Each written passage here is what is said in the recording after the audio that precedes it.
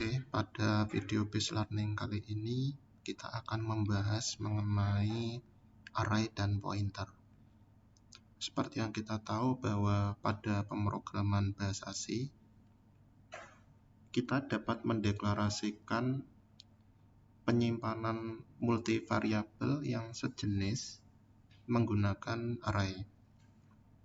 Namun, untuk array itu memiliki kelemahan, yaitu kita harus mendeklarasikan di awal berapa dari nilai maksimal data yang akan disimpan ke dalam array. Nah, berbeda dengan pointer. Dengan pointer kita tidak perlu mendeklarasikan berapa banyak data yang akan disimpan. Sehingga pointer itu sangat langsung bergantung dengan berapa besar ukuran dari memori primer atau RAM yang digunakan. Seperti yang kita tahu bahwa hardware komputer itu terdiri dari Central Processing Unit atau biasa disingkat sebagai CPU. Kemudian terdapat memori primer, yaitu menggunakan random access memory atau yang disingkat sebagai RAM.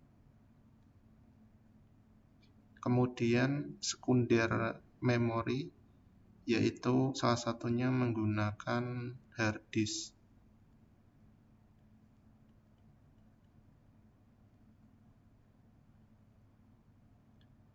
RAM fungsinya adalah menyimpan data, namun hanya bersifat temporary, di mana ketika aliran listrik mati, maka data akan hilang. Berbeda dengan sekunder memory dengan menggunakan hard disk, data akan tetap bertahan meskipun tidak ada aliran listrik. Nah, kaitannya apa dengan data structure? Kita akan membahas mengenai array. Yang pertama adalah array. Kemudian yang kedua adalah metode penyimpanan data ke dalam pointer. Array dan pointer adalah tipe penyimpanan data yang dimana data itu disimpan secara temporary di dalam RAM.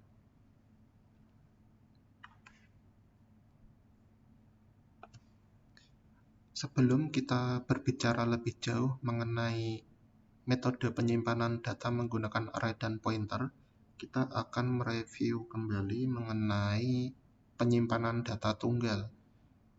Untuk menyimpan data, biasa kita menggunakan, semisal kita ingin menyimpan tipe data integer gitu, maka kita akan mendeklarasikannya sebagai berikut.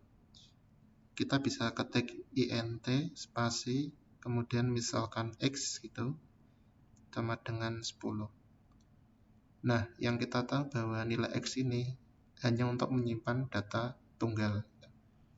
Nah, misalkan case-nya adalah kita disuruh untuk menyimpan sejumlah data, misalkan ada 5 data, maka biasanya kita akan mengetikkan satu-satu seperti ini, mendeklarasikannya satu-satu. Integer x1 misalkan ini isinya 3, integer x2 berisi 5 misal, integer x3 4, dan seterusnya.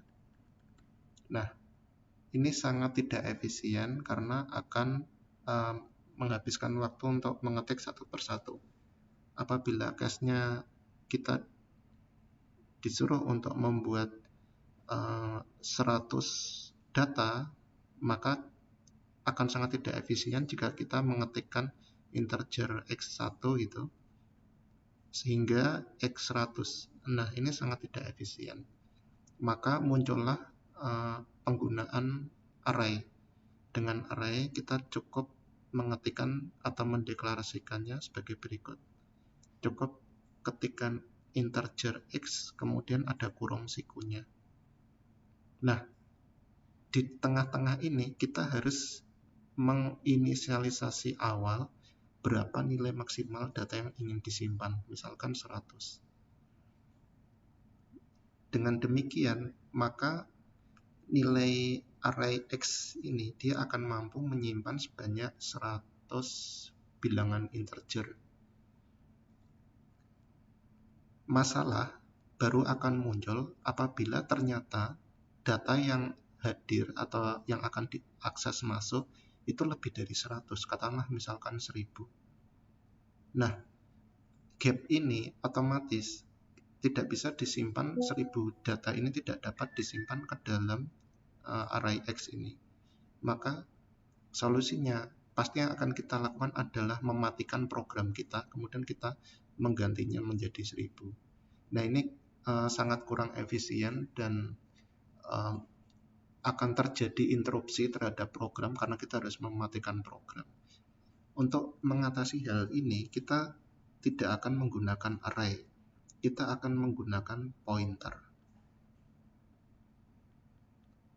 Nah, dengan menggunakan pointer ini, kita bisa menyimpan data berapapun, mau 100, 1000, sampai dengan 1000 atau berapapun, itu semuanya bisa langsung disimpan ke dalam pointer tanpa kita perlu mendeklarasikan atau menginisiasi awal berapakah nilai dari nilai maksimalnya gitu.